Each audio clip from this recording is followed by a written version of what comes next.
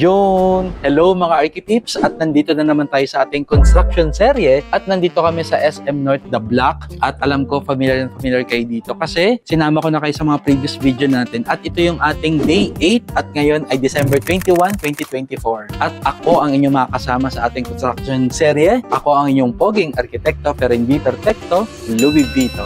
Okay, so mga Archipeeps, kung ready na kayo, tara silipin natin ang Day 8 dito sa ating customer lounge sa SM North The Block. Let's go!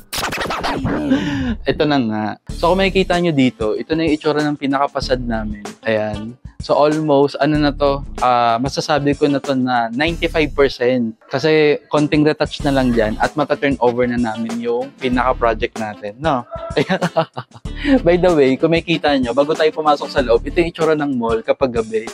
Yan, papakita ko sa inyo. Yan. So, walang ilaw, no?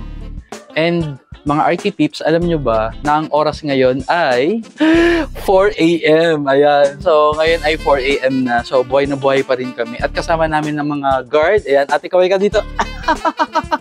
Ayan.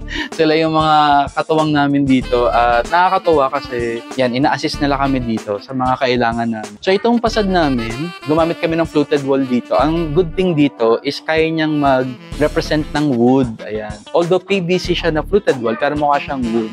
So, for me, this is nice at nakakatangkad siya kasi yung mga vertical lines na ginamit namin is hanggang ceiling to floor. Ayan. So, ang ganda mga Archipeeps nitong finish na to. So, alam ko familiar din kayo dito. Kung makikita nyo rin yung ceiling naman natin, start tayo sa ceiling. Yan. So, ang ginawa lang namin dito is nagawa kami ng pattern using painted finish.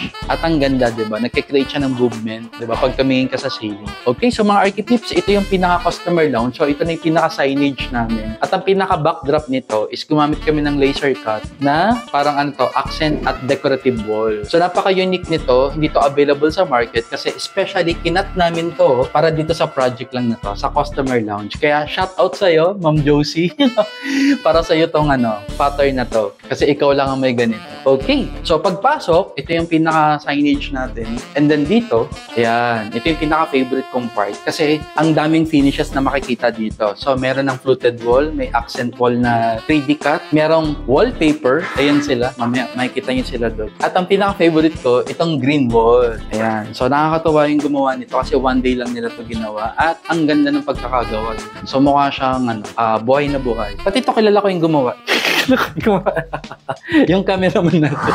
Shoutout sa'yo, James. Ayan. So ito yung gumawa sa niyan. And si Alex. Yan. Sila yung mga stylist natin for the green wall. At ito yung pinaka-frame natin na mirror. Ang good thing sa mga maliliit na space katulad nito is gumagamit tayo ng mirror para makadaya na mukha siyang malaki. So mga Archipeeps, ito yung mga tips natin sa inyo. So pwede kayong gumamit ng mirror sa mga maliliit na space para magkaroon siya ng illusion na malaking space. Yan. So hindi lang siya pang aesthetic, meron din siyang illusion na ginagawa sa mga space na makikitid katulad ng hallway na. So dalawang mirror yan na may gold accent na frame. At syempre, ito yung mga kinabit pala namin mga Archipeeps para makompleto yung scene. Naglagay din kami ng mga wall light. Yung bulb to follow.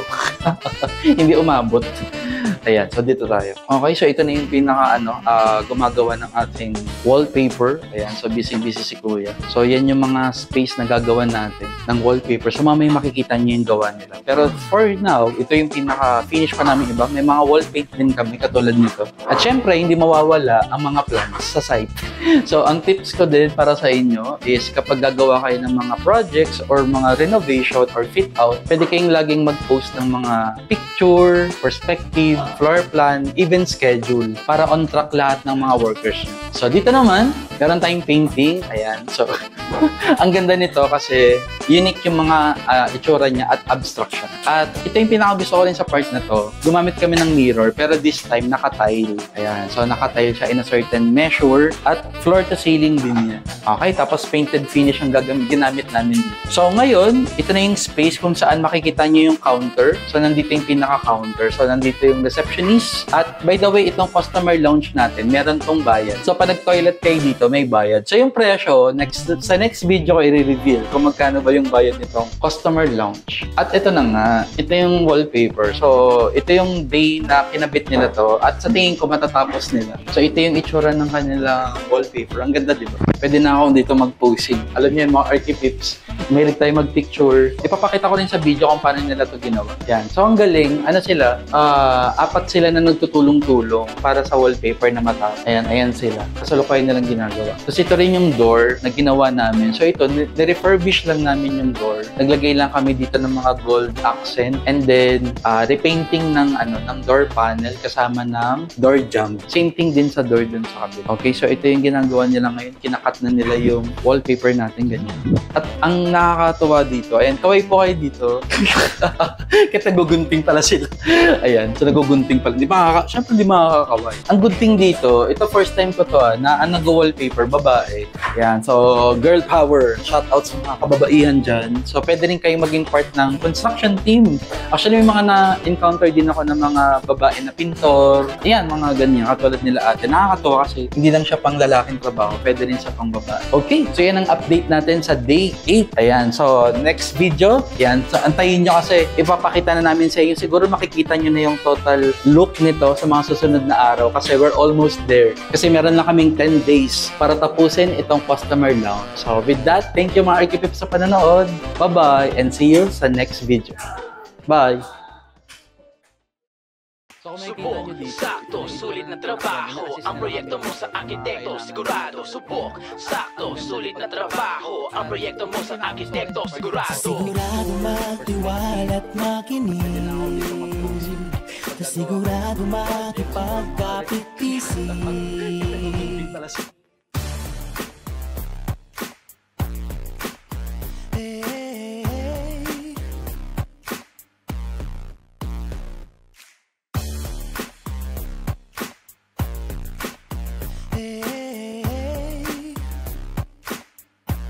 Sa arkitekto, sigurado.